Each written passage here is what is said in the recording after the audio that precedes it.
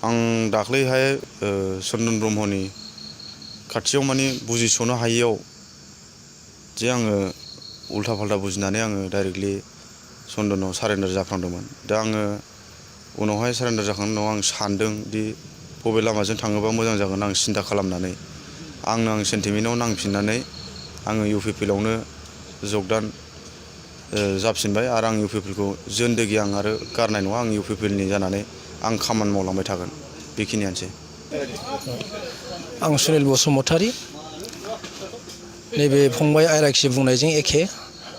आंबो दाख्लै मोनथिस' मोनैयाव हाखु दाखु BPF दोलोआ गावसोर रायलायनो लेंहरनायाव थांनायाव जोङो मान होनो गोनां मानब गेदेर चन्दन बिथांजों जिरायनानै रायलायनो नागिरनायाव बिथांमोना जोंखौ खाबु होआखै।